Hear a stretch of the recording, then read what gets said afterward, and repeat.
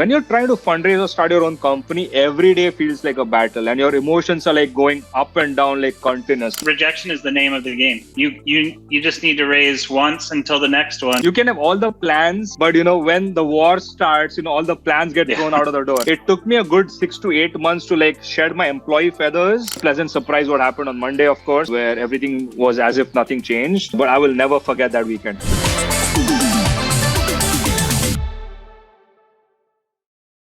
Welcome back to our little podcast. Today, a little different. Instead of having another guest, I'm going to treat AJ as our guest and grill him with the hard questions. Could be fun. Yeah. Welcome, AJ, to our podcast. Thank you, CJD. Excited to talk to you. I thought maybe people would be interested to know how you got Snapster off the ground. So some context is you and I are co-founders of Snapster. We have a third co-founder who's too pretty for our podcast. And we've been, actually. He'll be our next guest. We'll grill him on some of the bugs we've been having. We've been operating for about, I think, 19 months. That's right. And we raised a pre-seed with Andreessen Horowitz. And we've been grinding away ever since. And so I thought people might be interested in some of those first steps that you took and then that we took together, as it's kind of a black box on how to do these things, especially in Silicon Valley. Yeah. And I wouldn't say a hot take question, but a warm take question for the end, which is the YouTube way, stay to the end for the interesting question. All right, so let me begin. It's taking me down a memory lane for sure. So first and foremost, I think it was just that mental decision that me and Jui, my wife, took that are we doing this? Which was I always knew I wanted to start my own company. I had this dream as a child that one day, I'm going to try running my own company. I do come from a business family, like. Literally everyone in my family have their own businesses, right from my great grandfather to my grandfather, etc. That's always been just us growing up, and so I just wanted to kind of follow that, but do it in a field that I've done my formal education and then my career in. And so we had one kid who was born Anaisha, and then Ara was on his way, and we still me and my wife are risk takers, and so we're like, yeah, let's do it this year. We've saved some money. It doesn't matter if the second kid is on the way. If I think it's the right time, we should do it. And so the minute that happened, I think that was the trigger point to be like, okay, good. All right. First hurdle crossed. Now what's the idea, right? What's the idea and how do you even make this happen? And so I essentially just started thinking about, all right, what area or what space do I want to build something in? And for those who know me, this has actually been a very constant theme in my life. And in fact, that's how I'd been in touch with our third co-founder, Vineet, because even during Zynga, I always had pet projects. And when I say pet project, it wasn't just a game. I was like building some hardware at home, like a smart switch. And then I was like building an entire password kind of a solution for my family. So I was always trying to like find something that I think, will help me start my company. But this time, I think I chose to perhaps try to compete against Firebase, because I think that most of the non-game... No big deal, right? Like a Google product, which is like, loved by tons of users. But I just thought that there's not too much innovation happening there recently. Everyone seems to gravitate towards Firebase. And that's one reason why you've seen companies like Supabase and some other people come out to compete against them. And I thought, okay, I think I have my own angle in doing so. But as luck may have it, most of our network was in gaming. And so as I was building this, I was actually showing and talking to, a lot of people in our entire ecosystem who happened to be either having their own gaming studios or startups. And they kept telling me, but AJ, that's cool, but why aren't you like not looking at gaming? That's something you've done for a living. And so that's the constant theme I kept hearing. Whatever product they were either using, they all had gaps, so they were not happy with something. And so they kept telling me there's no winner. There is still scope for you to come in. And so that was the second moment where I'm like, all right, now I'm making a decision that it has to be in gaming and it has to be backend related. And then the third hurdle, of course, was how the hell do you even start a company? Like, where do you begin? Yeah. Well, right? so that's where my questions start. So can I ask you these questions? Yes. Yeah. Please. All right. Because this is basically where it kicks in. So Yep. I think people want to know, well, how do you even do this? Because I think lots of people have ideas. Yep. So did you have help, or like I don't want to say advisors because that's kind of an official term for businesses, but did you have unofficial advisors giving you guidance on what to do first? Yeah. Okay. So I'll tell you what. I don't mean to sound smart at all because I was not. I was just trying every possible path, and I'll let me tell you the paths that I took, and then you'll see how it all kind of just converged, right? So the obvious choice everyone considers in the Valley, and in fact now globally, is Y Combinator, right? There is Y Combinator. Hey, why don't I just apply? It's a forcing function to be like, the deadline was in March, I think March first week. I have an idea. I'm going to create an application. I'm going to put all my details in there, see if I get an interview. Let's at least see if I can get to the interview phase. So that is obviously the first path. But in parallel, I think everyone should definitely think about, is their idea venture backable, or can it be bootstrapped by a friends and family round, and can they just do it themselves, right? There are so many businesses that you can create in this world, and they all do not have to be venture backable. So I think I was very clear in my mind that if I've chosen gaming backends, etc., I do feel it's a growing industry. It has a huge TAM. It is a venture backable idea. So that was clear. But just for the viewers, not every good business idea is VC back. You can absolutely run a very profitable business without taking money from VCs. So there was that angle. And then I did have help. So my ex housemate, Travis McPeak, who happens to also be an A16Z backed founder, he is the CEO of Resourcely. He started a company, I think, about 6 or 8 months before us, before we started Snapster. And so he was almost ahead of the curve in terms of, he was already talking to VCs. He'd made all the connections, and I was almost piggybacking on him to be like, hey, Travis, I want to do this. I know you are fundraising. Can you now, I want to do my own startup. Here's my idea. Do you mind throwing some warm intros my way? And so he was the one who got me started on meeting people. So I met a bunch of, people that he'd introduced me to. And then once you really decide to do this, you start fanning out, maybe start talking to one VC a week. That was my aim. I'm going to get a meeting with one VC a week, pitch them my idea. And it took me about like 19 rejections. And obviously it was not the same idea at that point, but you continuously keep learning. And at the end, that's how, we got a yes. But yeah, that was kind of the crazy journey in the middle to just figure out funding. How did you find VCs to contact, and how did you get in front of them?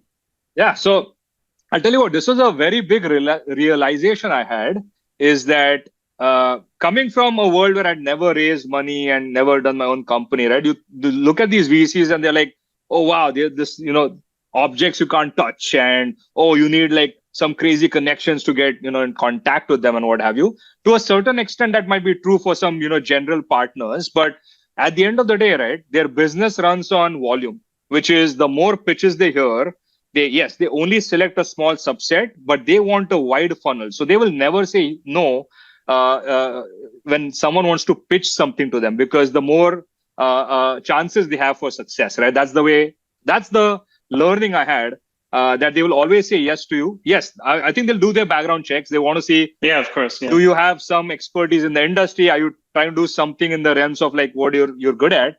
But if those check boxes are true, they'll never say no. And so that was my way, where I used to just either go talk to them directly while visiting the websites and then contacting them, or then warm intros usually helps, because then you probably get a meeting the next week itself. Whereas if you go the cold route, it may take a while, but you will always get a meeting as long as you're trying to do this seriously. Yeah, that makes a lot of sense. And how hard is the rejection? I mean, rejection is the name of the game. You just need to raise once until the next one, and it's just a whole bunch of rejection until then. It is extremely hard, and I'll tell you. I'll tell you what is what makes it harder. See, it's not everyone understands going in that you're going to be rejected, right? Like no one really just gets money on the first go. Very few people do that. But uh, I think, see, what happens is I was an employee for 12 years, right? Usually, your emotional game throughout day and day is like pretty flat. Like nothing really Yeah. goes up and down too much. But when you're trying to fundraise or start your own company, every day feels like a battle, and your emotions are like going up and down like continuously. You do a pitch, someone likes it, you're like, yes, I'm building the next biggest thing on the planet. And then you hear four rejections, and you're like, man, am I crazy or are they crazy? So it was very hard. It is an emotional roller coaster ride. And I took a lot of pride in saying, oh, I'm this, like, emotions don't impact me. I like, in general, that's true, but it still took a toll on me. And, like, obviously my spouse played a huge role in being like, no, no, no, you need support, you need family, but it is very hard. At some point, we connected and we worked on this together. Yep. Is it easier with other people? Oh, 100%. So uh, I'll tell you the ground reality, and then from a fundraising perspective, as well as then how important it is to have co-founders. So Yep. firstly, as a first-time founder, uh, it is very hard to raise money as a solo founder. If you've never run a company before, usually most VCs will probably look at that as a high risk, check mark that they probably shouldn't invest in you. We've seen that quite often. In fact, in spite of getting a Y Combinator interview, they pretty much told me, "Listen, dude, you don't have a co-founder. We're not going to give you money, or we're not going to take you in, right?" Yep. And so, and I get it. Now, a year and 18 months into the company, I get why they say that. So that's one. But then I think you, as you know, like every day there's just so much information. There's so many things to do. Unless you have internal help, a confidant or confidants where you can speak freely, you can give some responsibility over, or we can divide and do things. It is an overwhelming journey because you're literally on a sinking ship. And if you're the only captain and there are only like passengers, you are probably going to definitely sink. But if you have a crew there you are increasing your chances of survival. So I think that's the best way to put it. You absolutely, as a first-time founder, find someone that you want to start a company with. Yeah, and I noticed that these VCs, they're very interested in what the team is. Yeah, like absolutely. it's basically two segments. You've got your idea, and you've got investing in the people that are driving the idea. And depending on the VC, it's like some of them are way more indexed on the team than they are the idea, which leads to a interesting question later on. But before that, while we were doing all these meetings with the investors, and you were doing them before I joined, I heard a lot of the exact same questions from all of them. And they were surprisingly simple questions, but they were surprisingly hard to answer at times. Mm-hmm. And so if you had to give advice for people in tech startups, or any startups, I guess, what are the main things to be prepared for when you go into these meetings? Like, for example, obviously, market fit. Why would anyone buy this thing? Yeah. So I'll tell you what. There's obviously a famous saying, right? Like, you can have all the plans, but when the war starts, all the plans get thrown out of the door, right? And so my point is that have a good story, have a good team, and have a product which probably aligns with your expertise. Now, by no means am I saying, like, people have started companies and they've started in areas where they're not experts, but I'm in general talking about the median, perhaps. If you have those three things sorted out, do not try to overcomplicate things saying, I'm going to have the best pitch and the best speech and the best confidence going in, because that all doesn't work out. What works out, though, is 100 times, and you'll ask any other founders as well, your 19th pitch will 100% be better than your first pitch. And that's just practice. And you're right. I think most of the times you hear these common questions, but every time you're hearing and doing and saying those things, you're getting better and more crisper, and you're trying to realize where the answer is landing and where it is not, where it needs to be a little more crisp. And just practice helps you get there. And so, like, one strategy I did follow which is like, yes, I do obviously respect every big and small VC, but I had definitely kept the upper echelon VCs, so as to speak, for the latter on purpose. Yep. I was like, hey folks, I'm not ready. I just wanted to say hello. Here's what I'm doing, but I'm going to come talk to you when I think I'm ready. And then I spoke to a bunch of people in the middle to like just make sure my pitch is landing. I know exactly where to say things, where to joke, where to add that joke, for a little bit of laughter in the middle. And so I really got that to be in a place that I was happy and I could just do it in my sleep.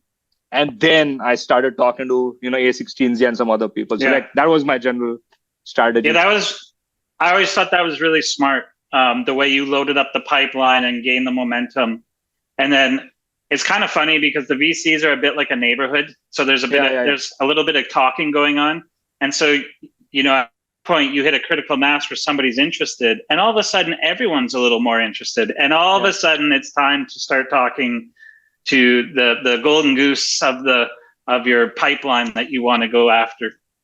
Yeah, absolutely. I think one thing which is just true. I think it's a very FOMO driven market, and it's designed that way, right? Like you get even the VCs who said no to you, the minute they hear, oh, someone said yes, they will probably want to look at, oh, did I make a mistake? And that's always fun. That's always fun, right? As a founder.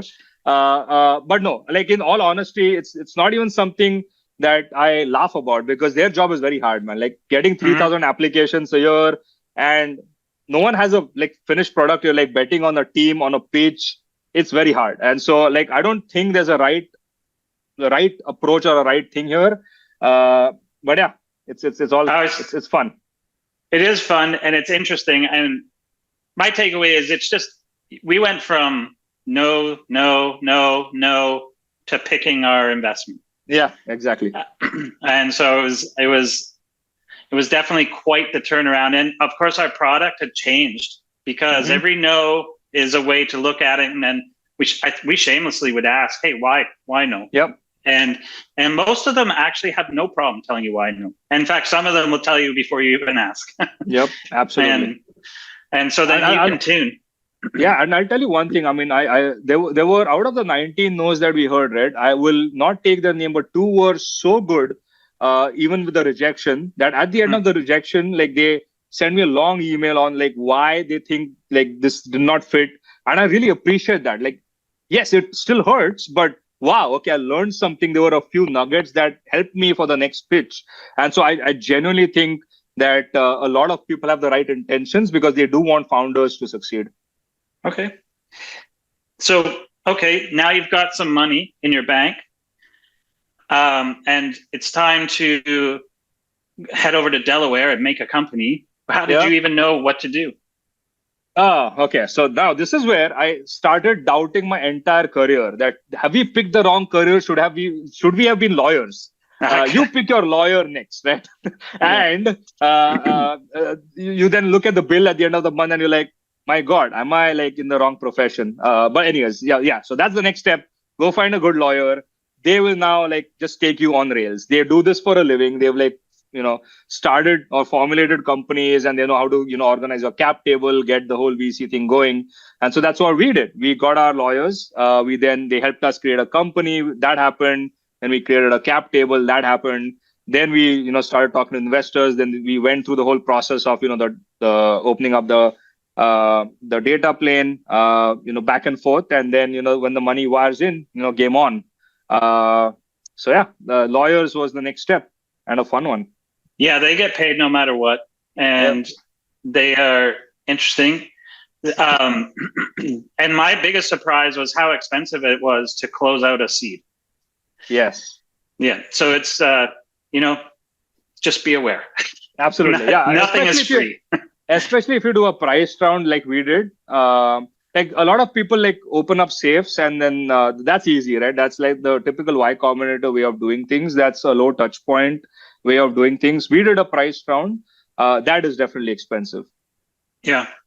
And I mean, these days there's so many operational things that can be done. There's companies that are specifically designed for startups to take over, for accounting, for payroll, and for the lawyer, like you said, they've specifically set up to help startups, so they know that you're not just rolling in cash and Yeah. keep them on a big fat retainer or anything.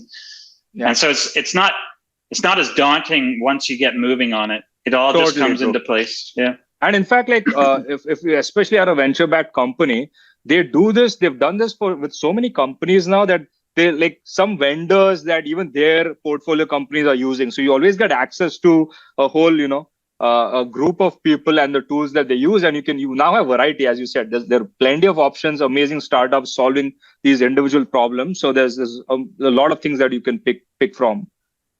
That brings to mind a question of how important is it to pick your investor based on what they can help you with? We're obviously all after the money to get rolling. Yeah. But some investors are just more helpful than others depending on what you're building. Yeah. So I'll tell you what I think, and this I think we both and Vineet, a third co-founder, were aligned on. Like, yes, money is important because without money you can't really start a company if it's the venture-backed company you're trying to build. But at the end of the day, we wanted partners. We looked at them as let's get say yes to people who are great partners. And more importantly, I'll tell you this, and I have said this to James quite often, which is I was pitching Snaps. So we were pitching Snapser later on to so many people. He was one of the few people who, the minute I like pitched the idea, he got it. Like he got it word is like in my brain because he just is like, yeah, I get it, AJ. I get exactly what you're doing. And yes, I think I'm interested, right? So I finally had that aha moment that there's someone there that I'm talking to. Yes, he is not only capable of giving money to a company, but he now gets exactly what I'm doing. It's a very rare combination to find. And so, it was a no-brainer for me. I was like, I had made up my mind then that, yeah, if James Gertzman is in, I think this is it. Yeah. Yeah, to have someone that immediately gets it, has that emotional connection, that is rare. And that is sort of the golden opportunity. Yeah. So we definitely were lucky that he was at A16Z and he just got what we were doing, or trying to do, rather, at that point. Totally. How about looking back from where we are now, what would you do differently? Is there anything that would have made your life easier? Anything that would have steered things to where we are now faster or easier? Yeah, I think, it's very easy to look in the rearview mirror or in hindsight and like see like, oh, maybe we should have done this better or paid more attention here, etc. So I don't think there's any, there are plenty of things that come to mind there. But I think one thing which stood out for me, and maybe there was nothing I could do about it, but I could sense a change, is it took me a good 6 to 8 months to like shed my employee feathers, and then maybe another year from the start to like truly start becoming a CEO, right? And maybe it's just a side effect of doing this for the first time. Throughout your life, even if you're like running big organizations at Zynga, there's always someone on top who decides something for you. Not the case here. Here, we three were making decisions, and there was no one who's going to come in and either override us. We had to make decisions right from like which HR provider we're going to, which lawyer we're going to. And so I think it took me a good 6-8 months to realize, no, the buck stops here at us and we have to drive things. No one is going to do that for us. Yes, we were also like just heads down working like crazy, like we still do, which slowed down that process, but there was that. And then I think like eventually when the product is complete or near completion, we now are working with, we're selling, we're making revenue. Okay, now it's time to like act like a CEO, focus a little bit more on sales and things like that. That was another like moment where I'm like, oh wow, okay, I can see a change in like how I'm thinking about things. Okay, could I have done those two things sooner? I think so. Like in hindsight, I wish I'd done those things sooner.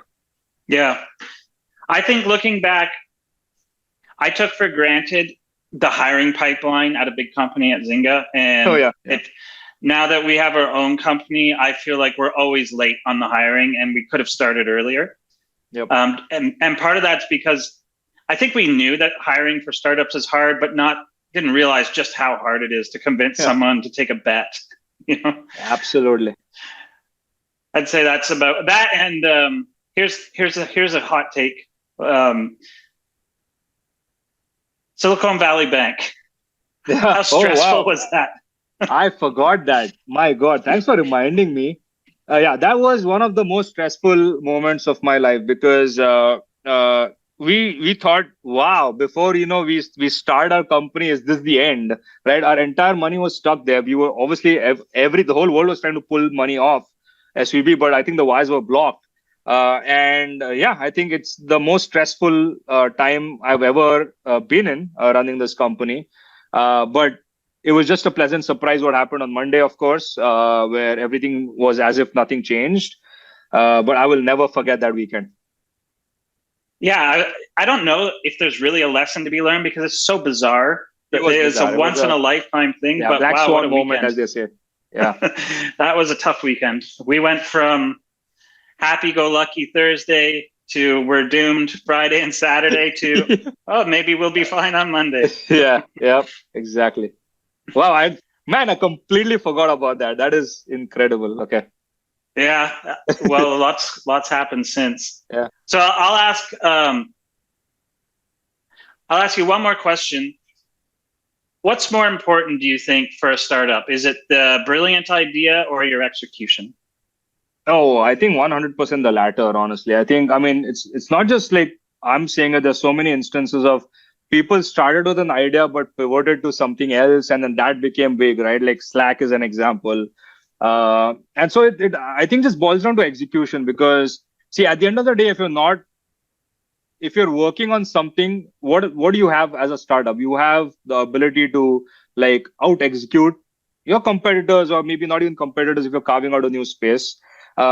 Execution is the only way to beat the incumbents, the big companies, and so it's in my opinion all about the execution. And in fact, I think we both are also aligned and wired that way. I think we always say this: even if Zynga was big, we always worked like a startup in these game studios that we are on, and I think we've continued that trend here because I think it's all about the execution. Idea, in fact, will keep changing. And we've both spoken about this, right? Like even the original idea of Snapser to where it is now, a lot has evolved. A lot has like just changed. Oh yeah, and even though I always say this when we're talking about how we're executing, we kind of know where we're going, but how we get there is still all over the place, depending on all sorts of variables and factors. But I agree with you. Execution is the biggest thing, and we can see it just in our landscape of this business on how other people are executing and stuff, and how it's really all about that. And so, I would say for anyone thinking about things, it's the key is just to get the ball rolling. Yep. Yeah, ship stuff. Yep. Well, that's great. Anything more you think people would be interested in knowing about Snapser? Well, I mean, it's no surprise. We raised money 18, 19 months ago. We have good momentum now. We're working with a bunch of gaming studios. I think sometime in the next few months, we're going to start, thinking about our next, phase. So yeah, I'm looking forward to restarting this whole, fundraising journey all over again, sometime in May, June. And so, yeah, looking forward to, meeting some of the people we were talking to back in the day. And working on making some new friends in the VC community. And the pitch deck. It's all about that deck. Need to get started on that. But yes, that is definitely on the cards. All right. Well, thank you for joining my podcast, AJ. Thank you, CJD. All right. Cheers, folks.